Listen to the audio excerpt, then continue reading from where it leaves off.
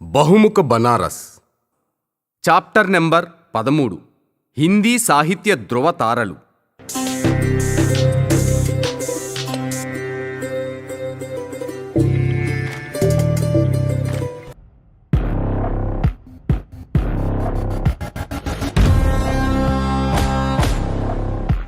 రచన కిల్లాడి సత్యనారాయణ గారు. గాత్రం కెపి కలిదిండి. హిందీ సాహిత్య ధృవతారలు. ఆధునిక హిందీ సాహిత్య పితామహుడు భారతేందు హరిశ్చంద్ర. నేను భారతేందు భవనానికి వెళ్ళాను సతీ సమేతంగా. చౌక్ పోలీస్ స్టేషన్ ఎదురుగా సందులో ఉంది. 3 అంతస్తుల భవనం, పురాతనమైనది. ఆ వీధిలో అన్నీ ఎత్తైన భవనాలే. ఇళ్లన్నీ కలిసి ఉన్నాయి. మహ్మదీయుల దౌర్జన్యాల నుండి కాపాడుకోవడానికి ఇరుకైన సందులు, ఎత్తైన భవనాలు కట్టుకున్నారని నాతో వచ్చిన ఎస్ఐ రాజేష్ చెప్పారు. వీధంతా ఒకే ఇల్లులా ఉంది. ప్రతి ఇంట్లో శివలింగం ఉంటుంది, మందిరం ఉంటుంది అన్నాడు. మమ్మల్ని దీపేష్ చౌదరి గారి ఇంట్లోకి తీసుకెళ్లారు. భారతేందు వాడిన పల్లకి, తాంజాం, కలం, కిళ్ళీ డబ్బా, టోపీ చూపించారు. వారి చేతివ్రాత ప్రతుల్ని చూపించారు. వారి దస్తూరి చాలా బాగుంది. దీపేష్ గారు భారతేందు గారి తమ్ముడి ముని మనవడి కొడుకు. వారు భారతేందు స్మృతుల్ని భద్రంగా దాచుకున్నారు. దీపేష్ గారి అబ్బాయి కంప్యూటర్ ఇంజనీర్. అతను కూడా ఉన్నాడు. ఇల్లు చూపించాడు. చిన్న చిన్న గదులు, మొత్తం 35 గదులు. ఇంట్లోనే బావి ఉంది. మొదటి అంతస్తులో మందిరం ఉంది. దీపేష్ గారు భారతేందు గారి గురించి వివరించారు. భారతేందు 1850లో కాశీలో జన్మించారు. బాల్యంలోనే తల్లిదండ్రులను పోగొట్టుకున్నారు. వీరు కాలేజీలో చదువుకోలేదు. స్వయం కృషితో ఎదిగారు. 20 భాషల్లో పట్టు సంపాదించారు. వీరి నాన్నగారు బాబు గోపాలచంద్ర గిరిధర దాసుగా పేరు పొందారు. వారు హిందీలో ప్రముఖ కవి. వారు బలరాం కథామృతం రాస్తున్నారు. 6 ఏళ్ల వయసులో భారతేందు కవిత రాసి చూపించాడు. లే వ్యోండా ఠాడే భయే శ్రీ అనిరుద్ధ సుజన్. భారతేందు విద్యాభ్యాసం సంస్కృతం, ఉర్దూ, ఆంగ్ల భాషల్లో జరిగింది. తండ్రి స్వర్గస్థులయ్యాక స్వతంత్రంగా చదువుకున్నారు. సంస్కృతం బ్రాహ్మణుల భాషగా, ఉర్దూ న్యాయస్థానాల భాషగా ఉండేది. నవాబుల ఆస్థాన భాషగా వెలిగింది. ఈ ఉర్దూ, సంస్కృత భాషా ప్రభావాలు భారతేందు మీద పడ్డాయా? భారతేందు పుట్టే నాటికి గాలిబ్ కీర్తి శిఖరాల మీద కూర్చున్నాడు. గజల్కు పేరు తెచ్చింది గాలిబ్. ఉర్దూ గజల్ పట్ల భారతేందు కూడా ఆకర్షితులయ్యారు. కొన్ని గజల్లు రాశారు. ఆయన ఏ సభలో కూర్చున్నా ఈ గజల్ తప్పక పాడేవారని చెబుతారు. రహ్మత్ కా తేరే ఉమ్మీదా వార్ ఆయా హూ. మీ కృపను ఆశిస్తూ వచ్చాను. చేసిన తప్పులకు సిగ్గుపడుతూ శవపేటికలో ముఖం దాచుకొని వచ్చాను. మా పాపాలు నన్ను నడిచి రానివ్వటం లేదు. శవపేటిక భుజాలపై కూర్చొని వచ్చాను. వీరి గజల్ నిర్మాణం సాంప్రదాయంగా ఉంటుంది. వీరి హిందీ కవితల్లో కనిపించినంత ఆధునికత వీటిల్లో ఉండదు. వీరి గజల్లు ప్రేయసీ ప్రియుల చుట్టూ తిరుగుతాయి. ప్రేమ కేంద్రంగా నడుస్తాయి. దిల్ మెరా లే గయా దగా కర్కే, బేవఫా హే గయా వఫా కర్కే. మోసం చేసి మనసును దోచుకున్నావు, విశ్వాసఘాతం చేసి నమ్మకద్రోహివయ్యావు. వీరి గజల్లను అధ్యయనం చేస్తే వీరి కావ్య ప్రతిభ అర్థమవుతుంది. భారతేందు 6 సంస్కృత నాటకాలను హిందీలోకి అనువదించారు. హర్షుడి రత్నావళి, విశాఖదత్త ముద్రా రాక్షస, రాంప్రసాద్ సేన్ విద్యాసుందర్, రాజశేఖర కవి కర్పూర మంజరిని హిందీలోకి అనువాదం చేశారు. ఆయన క్రమంగా ఉర్దూకు, సంస్కృతానికి దూరమయ్యారు. హిందీ భాషాభివృద్ధి పట్ల మొగ్గు చూపారు. ఆయన కవి వచన సుధా పత్రిక స్థాపించారు. దీనిలో బ్రజ్ భాషలో రాసిన కవితల్ని ముద్రించేవారు. ఆ కాలంలో హిందీ పత్రికను నడపడం ఖర్చుతో కూడిన పని. కొన్నాళ్లకు అది మూతపడింది. ఆయన పట్టు వీడలేదు. హిందీకి పట్టాభిషేకం చెయ్యాలనుకున్నారు. 1874లో హరిశ్చంద్ర చంద్రిక పత్రికను ప్రారంభించారు. ఇందులో హిందీ సాహిత్యంతో పాటు స్త్రీ విద్యకు స్థానం కల్పించారు. అలా కాశీలో హిందీ సాహిత్య పత్రికలు భారతేందుతోనే మొదలయ్యాయి. భారతేందు హిందీ భాషకు 2 దిశలు చూపారు. ఒకటి, హిందీ భాషా వికాసానికి బ్రజ్ మాండలికమే ఉపయుక్తం అన్నారు. 2, పద్యంతో పాటు గద్యాన్ని కూడా ఉద్ధరించాలన్నారు. ఆయన హిందీలో గద్యం ఎక్కువగా రాశారు. వ్యాసాలు, విమర్శలు, సమీక్షలు, నాటకాలు, యాత్రానుభవాలు విరివిగా రాశారు. అందుకే ఆయనను ఆధునిక హిందీ గద్య పితామహుడిగా పేర్కొంటారు. నిజ్ భాషా ఉన్నతి లహై సబ్ ఉన్నతికో మూల్. పురోగతి మాతృభాషలోనే సాధ్యం. జ్ఞానం అన్ని దేశాల నుండి తీసుకో, కానీ మాతృభాషలోనే ప్రచారం చెయ్యి అంటారు భారతేందు. మేము భారతేందు భవనంలోకి ప్రవేశిస్తున్నప్పుడు ద్వారం వద్ద ఎడమవైపు ఆయన ఫోటో ఉంది. ఆయన చిత్రం కింద పై పద్యం రాసి ఉంది. ఆయన మెదడు, మనసు బనారసి. బనారసితనం వారి నరాల్లో జీర్ణించుకుపోయింది. బనారస్ మహిమను వారు ఇలా కవితారూపం చేశారు. మిలే నా కాహే భయా, గంగామయా దౌలత్ దాసి, ఐసీ హే ఈ కాశీ. కాశీలో గంగామాత సౌభాగ్యవతి లాంటిది. సకల సంపదలకు అది మూలం. మన మధ్యనున్న మణికర్ణిక పవిత్రమైనది. ఇది మనల్ని పవిత్రం చేస్తుంది. ఇక్కడ నాలుగు వైపులా ఆనందం వ్యాపించి ఉంది. ఇక్కడ ఆకలితో ఎవరూ పడుకోరు. అలాంటిది ఈ కాశీ. భారతేందు యథార్థవాది. ఎప్పుడూ కాల్పనిక ప్రపంచంలో జీవించరు. కాశీ గొప్పతనాన్ని పొగడమే కాదు, అక్కడున్న మురికిని, చెత్తను విమర్శించారు. దేకీ తుమరి కాశీ లోగోం, మనోనరక్ చౌరాసి. ప్రజలారా, మీ కాశీని చూసా, మీ కాశీని చూసా. మలిన వీధులు, క్రూర ఘటనలు, అవమానితులు, కుళాయి నుండి కంపు, 84 మనోనరకాలు, భక్త సర్వజ్ఞ, ప్రేమ్ మాలిక, ప్రేమ్ మాధురి, ప్రేమ్ తరంగ్, ప్రేమ్ సరోవర్, మధుముకుల్, హోలీ వంటి కవితలు రాశారు. భారతేందు కవితలు హిందీలో కొత్త వసంతం తీసుకొచ్చాయి. గేయ శైలిలో రాశారు. కొత్త భావభంగిమను ప్రదర్శించారు. వీరి కవితల్లో ప్రేమ, సామాజిక స్పృహ, దేశభక్తి కవితా వస్తువులుగా కనిపిస్తాయి. రస అనే కలం పేరుతో రాశారు. ఆయన ప్రజల వేదనలను ప్రదర్శించే ఇతివృత్తాలను ఎన్నుకున్నారు. పేదరికం, పరాధీనత, దోపిడీ, అశాంతిపై వ్యంగ్యాస్త్రాలను సంధించారు. మహంతలు, పాండాలు, పూజారుల కుతంత్రాన్ని బయటపెట్టారు. భారతేందు గారి కవిత్వంలో 4 ప్రధాన శైలులు కనిపిస్తాయి. 1 అలంకార ఆచార శైలి, అలంకార పద్యాలలో. 2 భావోద్వేగ శైలి, భక్తి శ్లోకాలలో. 3 వ్యంగ్య శైలి, సంఘ సంస్కరణ రచనలలో. 4 ఆశ్చర్యార్థక శైలి, దేశభక్తి కవితలలో. భారతేందు రచనా శైలిలో ద్వంద్వత్వం ఉంది. ఆయన కవిత్వానికి బ్రజ్ భాషను ఎన్నుకున్నారు. ఆయన గద్యం చాలా సరళంగా ఉండేది. జాతీయాలను ఉపయోగించేవారు. ఆయన గద్యాన్ని ఖడీబోలీలో రాశారు. జాతి సంగీతం, సంగీత సారాంశం, హిందీ భాష, స్వర్గంలో సమావేశం, భారతదేశం ఎలా పురోగమిస్తుంది వంటి వ్యాసాలు రాశారు. హిందీ సాహిత్యాన్ని సామ్రాజ్యవాద వ్యతిరేక దిశలో పయనించేలా చేశారు భారతేందు. 1870లో కవి వచన సుధా పత్రికలో లార్డ్ మేయోన్ లక్ష్యంగా చేసుకుని లేవీ ప్రాన్ లేవీ శీర్షికతో అతను ఒక కథనాన్ని రాశారు. విదేశీ వస్త్రాలను బహిష్కరించాలని విజ్ఞప్తి చేస్తూ రాశారు. మార్చి 23, 1874 నాటి కవి వచన సుధలో స్వదేశీ ప్రతిజ్ఞ ప్రచురించారు.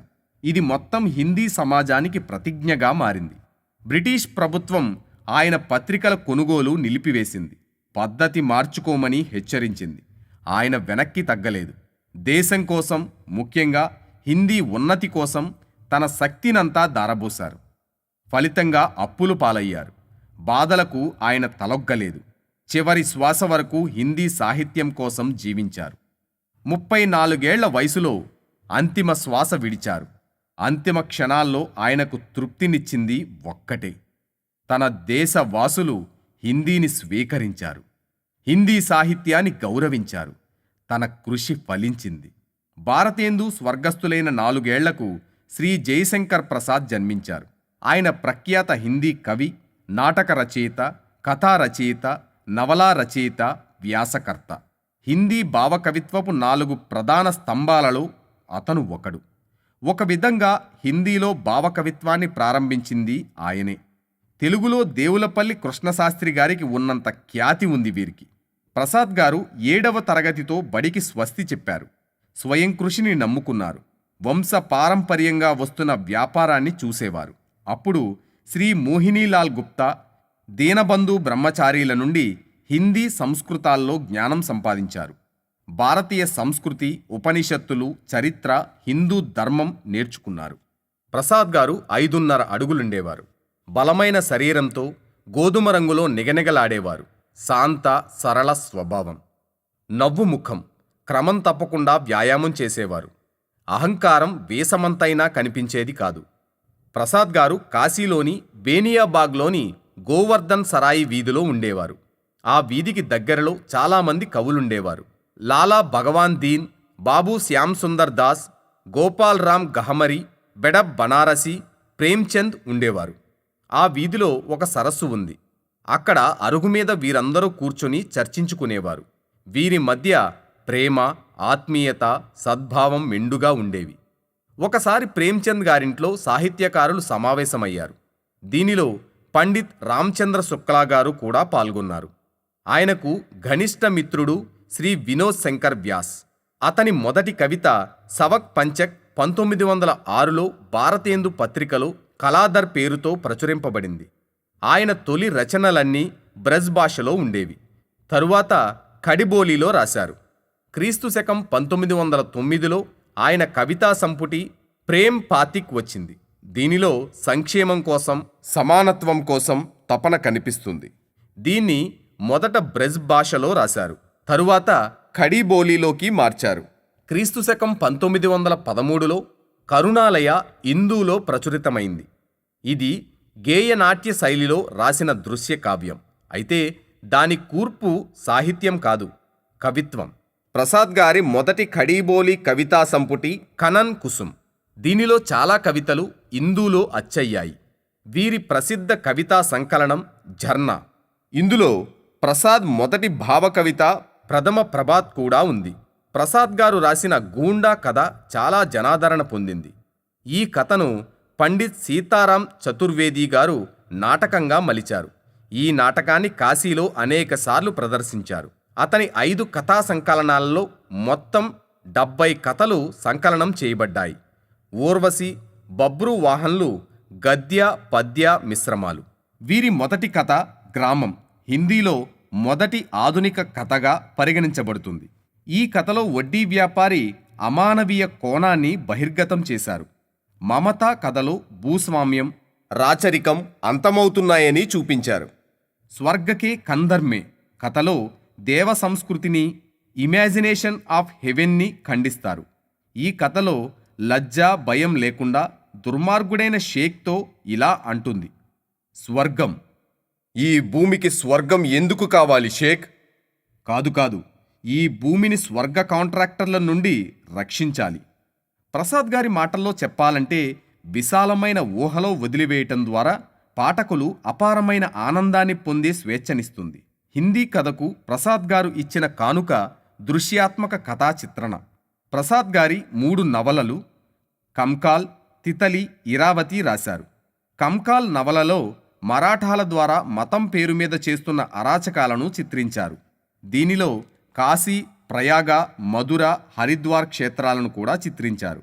కంకాల్ను సమీక్షిస్తూ నవంబర్ 1930 హంస్ పత్రికలో ప్రేమ్చంద్ గారు ఇలా రాశారు: ఇది ప్రసాద్ గారి మొదటి నవల అయినప్పటికీ ఇప్పుడు హిందీలో దీని ముందుంచగల నవలలు అతి తక్కువ. తితలీలో గ్రామీణ జీవనాన్ని చిత్రించారు. ఆయన 13 నాటకాలు వ్రాశారు. 8 చారిత్రక, 3 పౌరాణిక, 2 సామాజిక నాటకాలు రాశారు. ఆయన రాసిన స్కందగుప్త, చంద్రగుప్త నాటకాలు మహత్తరమైనవి. వీటి ద్వారా చారిత్రక పృష్ఠభూమి నుండి జాతిని జాగృతం చేసే ప్రయత్నం చేశారు. భారతేందు నాటక మండలి, నాగరీ నాటక మండలి వీటిని ప్రదర్శించాయి. వీరు రాసిన రాజ్యశ్రీ నాటకాన్ని కాశీ హిందూ విశ్వవిద్యాలయ ప్రవేశ పరీక్షకు సిలబస్గా పెట్టారు. విద్యార్థుల్లో ఇది ప్రసిద్ధి చెందింది. కాశీలోని చౌక్లో మాలతీ శారదా సదన్ గ్రంథాలయం ఉండేది. కాశీ సాహిత్యకారులు అక్కడ కలిసేవారు. ఈ గ్రంథాలయంలో సాహిత్య సభలు జరుపుకునేందుకు హాలు కూడా ఉండేది. బయట నుండి వచ్చిన కవులు కూడా ఇక్కడ తమ కవిత్వాల్ని వినిపించేవారు. ప్రసాద్ గారు సభలో మాట్లాడటానికి భయపడేవారు. తన గొంతు అందుకు అనుకూలం కాదనేవారు. అప్పుడప్పుడు ధైర్యం చేసుకుని 1-2 కవితలు చదివేవారు. ప్రసాద్ గారు రాసిన ఆంసు లఘుకావ్యం వెనుక ఒక సంఘటన ఉంది. ఆయనకు సంగీతమంటే చాలా ఇష్టం. కబీర్ చౌరాలో శ్యామ అనే మహిళ ఉండేది. ఆమె టుమ్రీ, టప్ప, కజరీ, చైతీలను అద్భుతంగా పాడేవారు. ప్రసాద్ గారు ఆయన మిత్రుడు వ్యాస్ కలిసి ఆమె పాటను వినడానికి వెళ్ళేవారు. అకస్మాత్తుగా ఆమె స్వర్గస్థురాలయ్యింది. ప్రసాద్ గారు చాలా బాధపడ్డారు. ఆమె స్మృతిలో రాసిన కావ్యం ఆంసు. ఈ కావ్యంలో వైయక్తిక ప్రేమ నుండి విశ్వప్రేమకు ఎదగడం, తనను తాను చూసుకున్న కళ్లతోనే లోకాన్ని చూడటం కనిపిస్తుంది. ప్రసాద్ గారు ప్రేమకే పరిమితం కాలేదు. అందుకు నిదర్శనం లహార్ కావ్యం. ఇందులో 4 చారిత్రక సంఘటనల ఆధార కవితలు, కొన్ని సామాజిక కవితలు ఉన్నాయి. ఇవి ఆయన జీవిత తత్వం, దేశభక్తి, ప్రస్తుత పరిస్థితులపై అవగాహనను వ్యక్తపరుస్తాయి. ఏ కావ్యాన్నైనా దగ్ధాక్షరాలైన స, హ, ర, భ, ష లతో ప్రారంభించకూడదని సాహిత్య శాస్త్రం చెబుతోంది. ఆయన కామాయని కావ్యాన్ని దగ్ధాక్షరం హాతో ప్రారంభించారు. ఏమైనప్పటికీ ఆయనను కవిగా నిలబెట్టిన మహాకావ్యం కామాయని, అంటే మేగ్నమ్ ఓపస్. ఆయన క్షయవ్యాధితో శరీరాన్ని విడిచారు. ప్రేమ్చంద్ నవలా చక్రవర్తి, కథా కిరీటధారి, సాహితీ గగనంలో నిత్యం వెలిగే తార. ఆయన కథలు ప్రతి ఇంట్లో వెలుగుతుంటాయి. ప్రేమ్చంద్ క్రీస్తు శకం 1880లో కాశీలో జన్మించారు. ఆయన అసలు పేరు ధనపత్రాయ్ శ్రీవాత్సవ. 8 ఏళ్ల వయసులో తల్లి దూరమైంది. ఆ తరువాత తనను పెంచిన అమ్మమ్మ కూడా స్వర్గస్థురాలయ్యింది. పెళ్లి చేసుకుని అక్క వెళ్ళిపోయింది. ప్రేమ్చంద్ ఒంటరివాడయ్యాడు. వాళ్ల నాన్నకు గోరఖ్పూర్ బదిలీ అయ్యింది. అక్కడ అతను 2వ పెళ్లి చేసుకున్నాడు. సవతి తల్లి ప్రేమ్చంద్ను సరిగ్గా చూసేది కాదు. ఆయన రాసిన కొన్ని పాత్రల్లో ఆయన సవతి తల్లి కనిపిస్తుంది. 1897లో తండ్రి మరణించారు. అప్పటికే ఆయనకు పెళ్ళయింది. 10 ఏళ్ల వయసులో తాను తొలి ఉర్దూ నవల రాశారు. ధనపత్ రాయ్ కలం పేరుతో ప్రచురించారు. తన తొలి హిందీ కథ సంసార్ కా అన్మోల్ రత్న 1907లో ప్రచురించబడింది. ఆయన రాసిన ఉర్దూ కథల సంకలనం సోజే వతన్. దీనిలోని 5 కథలు దేశభక్తితో నిండినవి. 1905లో ఒక టీచర్ ట్రైనింగ్ స్కూల్లో హెడ్ మాస్టర్గా చేరారు. తరువాత స్కూల్స్ ఇన్స్పెక్టర్ అయ్యారు. అప్పుడే FA, BA పూర్తి చేశారు. ప్రేమ్చంద్ మిత్రుడు శ్రీ మన్నన్ ద్వివేది. వీరిద్దరూ గోరఖ్పూర్లో కలిసి ఉండేవారు. అక్కడ ప్రేమ్చంద్ కొన్ని కథలు రాశారు. అలాగే సేవా సదన్ నవల కూడా అక్కడే రాశారు. ఈ నవల ముందు మాట మన్నన్ గారే రాశారు. ప్రేమ్చంద్ రచనలు స్వాతంత్రోద్యమానికి తోడ్పడ్డాయి. ఆయన దేశభక్తి అందరికీ తెలిసిందే. ఆయన మితవాదులకు, అతివాదులకు సన్నిహితంగా ఉండేవారు.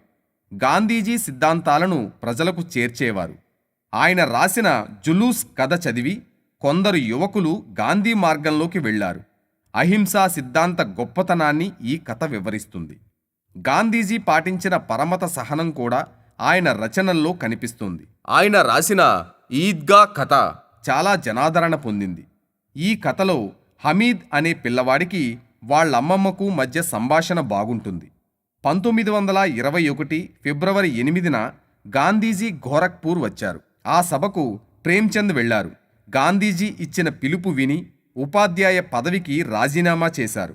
ఆ సంవత్సరంలోనే గాంధీజీ సహాయ నిరాకరణోద్యమం నుండి ప్రభావితులై నమక్ కా దరోగా కథ రాశారు. ఈ కథ చాలా ప్రసిద్ధి చెందింది. 1922లో వీరు కాశీ విద్యాపీఠం విశ్వవిద్యాలయంలో అధ్యాపకుడుగా చేరారు. గాంధీజీ స్వదేశీ ఉద్యమ స్ఫూర్తితో దీన్ని స్థాపించారు. అప్పుడు ప్రఖ్యాత నవల రంగభూమి వ్రాశారు. ఆయన వారణాసిలో సరస్వతి ప్రెస్ను స్థాపించారు. దీని నుండి హంస్, జాగరణ్ పత్రికలు ప్రచురించేవారు. వీటి ద్వారా ఆయన బ్రిటిష్ పాలనలోని అన్యాయాలను ఎండగట్టారు. ఆయన ప్రజాకవి. ప్రజల కోసం రాశారు. ప్రజల సమస్యలపై రాశారు. ఆనాటి బూర్జువా వ్యవస్థ, బాల్య వివాహాలు, వితంతువుల సమస్య, లంచగొండితనం, పేదరికం, వ్యభిచారం, విదేశీ పాలనపై కలం ఎత్తారు. హిందీ సాహిత్యంలో రియలిజంను తీసుకొచ్చిన తొలి కవిగా ప్రేమ్చంద్ను పేర్కొంటారు. ఆయన మన సాహితీ ప్రమాణాలను సమాజానికి ఉపయోగపడేటట్లు పెంచాలి అనేవారు. బాల సాహిత్యానికి ఆయన సేవ అనన్యం. వీరు రాసిన కుత్తే కీ కహానీ పుస్తకం చెప్పుకోదగినది. అలాగే రామ్ చర్చా, గ్రామ్య జీవన్ కీ కహానియాం, జంగిల్ కీ కహానియాం ప్రసిద్ధి చెందాయి. ఆయన హిందీ చలనచిత్రాలకు స్క్రిప్టు రాశారు. మజ్దూర్ సినిమాకు స్క్రిప్టు రాశారు. ఆయన ముంబై వాతావరణంలో ఇమడలేకపోయారు. 1935లో తిరిగి బనారస్ వచ్చారు. 1936లో అభ్యుదయ రచయితల సంఘానికి ఆయన తొలి అధ్యక్షుడిగా ఎన్నికయ్యారు. అదే సంవత్సరం ఆయన మంగళ్ సూత్ర నవల రాయటం ప్రారంభించారు. కానీ మధ్యలోనే 1936 అక్టోబర్లో కన్నుమూశారు. నా జీవితం సమతల మైదానం. అక్కడక్కడా గోతులుండొచ్చు, కానీ కొండలు, పర్వతాలు, అడవులు, లోయలు లేవు. పర్వతాలు ఎక్కే ఉత్సాహవంతులకు ఇక్కడ నిరాశే మిగులుతుంది అంటారు ప్రేమ్చంద్. ఆచార్య రామచంద్ర శుక్లా హిందీ సాహిత్య విమర్శా పితామహుడు, హిందీ భాషా శాస్త్ర వైతాళికుడు. వీరు 1884లో జన్మించారు. మీర్జాపూర్లోని లండన్ మిషన్ స్కూల్ నుండి హైస్కూల్ ఉత్తీర్ణులయ్యారు. అక్కడే డ్రాయింగ్ మాస్టర్గా చేరారు. 1919లో కాశీ హిందూ విశ్వవిద్యాలయంలో హిందీ విభాగాధ్యక్షుడిగా చేరారు. ఆ పదవిలో జీవితాంతం ఉన్నారు. వీరు ఆనంద కాదంబిని పత్రిక సంపాదకుడిగా చేశారు. 1908లో హిందీ భాషా తొలి నిఘంటువు హిందీ శబ్దసాగర సంపాదకుడిగా ఉన్నారు. ఇది హిందీ సాహిత్యంలో ప్రామాణిక గ్రంథం. వీరు సాహిత్యంపై అనేక వ్యాసాలు రాశారు. వీరి నిబంధ సంగ్రహ చింతామణి వ్యాస రచనలో నవయుగాన్ని ప్రారంభించింది. ఇతని సాహిత్య విమర్శ ఆయన రచనల్లో కవితా క్యా హై నవతరానికి మార్గదర్శకం. దీనిలో కవిత్వ లక్షణాలపై విస్తృతంగా చర్చిస్తారు. వీరి రసమీమాంసా గ్రంథం భారతీయ సాహిత్యంలో రస సిద్ధాంత అధ్యయనానికి మార్గదర్శి. సూఫీ కవి జయసిని ప్రపంచానికి పరిచయం చేసింది వీరే. తులసీదాసు, సూరదాసు సాహిత్యంపై వీరు చాలా పుస్తకాలు రాశారు. తక్కువ వనరులతో విస్తృత పరిశోధన చేశారు. శాస్త్రీయ పద్ధతిలో హిందీ సాహిత్య చరిత్రను క్రోడీకరించిన మొదటి వ్యక్తి శ్రీ రామచంద్ర శుక్లా. హిందీ సాహిత్య కా ఇతిహాస్ ఇప్పటికీ పరిశోధకులకు ప్రామాణిక గ్రంథం. దీనిలో ఆనాటి సామాజిక, ఆర్థిక మరియు రాజకీయ పరిస్థితుల దృష్టిలో సాహిత్య అధ్యయనానికి నాంది పలికారు. వీరు కొన్ని పాశ్చాత్య రచనలను హిందీలోకి అనువదించారు. లాలా శ్రీనివాస్ దాస్ రాసిన పరీక్షా గురు లేదా శరద్ రామ్ ఫిలోని రాసిన భాగ్యవతిని హిందీలో మొదటి నవలగా పేర్కొంటారు. క్రీస్తు శకం 1888లో దేవకీ నందన్ ఖత్రీ రాసిన చంద్రకాంతాను ఆధునిక హిందీ ప్రథమ ప్రామాణిక నవలగా చెప్పొచ్చు. హిందీ సాహిత్యంలో రహస్య లోకాన్ని, అద్భుత కాల్పనిక ప్రపంచాన్ని సృష్టించిన తొలి రచయిత దేవకీ నందన్ ఖత్రీ. టీవీ సీరియల్గా మారిన తొలి హిందీ నవల చంద్రకాంత. చందోలీలోని అడవులు, కట్టడాలు, దోపిడీల గురించి తన ఊహలను కలగలిపి చంద్రకాంత రాశారు. శ్రీ ఖత్రీ హిందీలో మొదటి ఇంద్రజాల రచయిత. అతను చంద్రకాంత, చంద్రకాంత సంతతి, కాజర్ కీ కోత్రి, నరేంద్ర మోహిని, కుసుమ్ కుమారి, వీరేంద్ర వీర్, గుప్త గోడ్నా, కటోరా భర్, భూత్నాథ్ వంటి నవలలు రాశారు. హిందీ సాహిత్యాకాశంలో తనదైన ముద్రను విడిచి 1913లో అనంత లోకాలకు వెళ్ళిపోయారు శ్రీ ఖత్రీ. 19వ శతాబ్ది సృష్టించిన మరో ముఖ్య నవలాకారుడు శ్రీ హరికృష్ణ జౌహర్. వీరు రాసిన కుసుమలత నవల చాలా ప్రసిద్ధికెక్కింది. శ్రీ నిహాల్ చంద్ వర్మ జాదూకా మహల్ నవల రాశారు. ఈ కాలంలో కాశీ హిందీ సాహిత్యకారుల్లో బాబు రాధాకృష్ణదాస్, శ్రీ రమాశంకర్ వ్యాస్, శ్రీ జగన్నాథ దాసు రత్నాకర్, శ్రీ లాలా భగవాన్ దీన్, ఆచార్య క్షితిమోహన్ సేన్, శ్రీ అంబికా ప్రసాద్ గుప్తా, శ్రీ రాయకృష్ణదాస్ ప్రముఖులు. శ్రీ రాయకృష్ణదాస్ గొప్ప కథకులు. వీరు చాలా కథలు, వ్యాసాలు రాశారు. వీరు భారతీ భండార్ ప్రెస్ను స్థాపించారు. BHUలో భారత కళాభవన్ స్థాపించారు. భారత ప్రభుత్వం వీరిని పద్మభూషణ్తో సత్కరించింది. ఈ కాలంలో శ్రీరామచంద్ర వర్మ అచ్చీ హిందీ, శబ్ద్ ఔర్ అర్ధ్, శబ్దార్థ దర్శన్ వంటి భాషా శాస్త్ర గ్రంథాలు రాశారు. 20వ శతాబ్దపు సాహిత్యకారుల్లో Pandey Bechan Sharma, Ugra, Vinod Shankar Vyas, Vachaspati Pathak, Acharya Vishwanath Prasad Mishra, Pandit Beniram Shrimali, Shri Trilochan Shastri, professor Bachchan Singh, Shri Kusavakant, doctor Shivprasad Singh Nirgun, professor Tribhuvan Singh, Jnanpith award గ్రహీత డాక్టర్ కేదార్నాథ్ సింగ్ ప్రముఖులు. ఈ కాలంలో గొప్ప కథకులు, నవలా రచయితగా పేరుగాంచారు శ్రీ కాశీనాథ్ సింగ్. వీరు రాసిన కాశీకా అస్సీ నవల హిందీ సినిమాగా వచ్చింది. ఈ కాలంలో సాహిత్య విమర్శకులుగా Acharya Hazari Prasad Dwivedi, Acharya Sitaram Chaturvedi, professor Bachchan Singh, professor Namvar Singh, doctor Shambhunath Singh చెప్పుకోదగినవారు. ఈ కాలంలో హిందీ యాత్రా సాహిత్య పితామహుడిగా ప్రసిద్ధి చెందారు కవి రాహుల్ సాంస్కృత్యాయన్. వీరు దేశ విదేశాల్లో విస్తృతంగా పర్యటించారు. వోల్గా సే గంగా, మధ్య ఆసియా కా ఇతిహాస్, మేరీ జీవన్ యాత్ర, గమక్కడ్ శాస్త్ర వీరి ప్రముఖ రచనలు. 1963లో భారత ప్రభుత్వం వీరిని పద్మభూషణ్తో సత్కరించింది. కాశీ సాహితీ పిపాసుల నగరం. ఈ నగరానికి అయస్కాంత శక్తి ఉంది. దూరాల్లో ఉన్న కవుల్ని తన వద్దకు లాక్కుంటుంది. బహుముఖ బెనారస్ మిగతా చాప్టర్స్ కోసం please like, share and subscribe to our channel.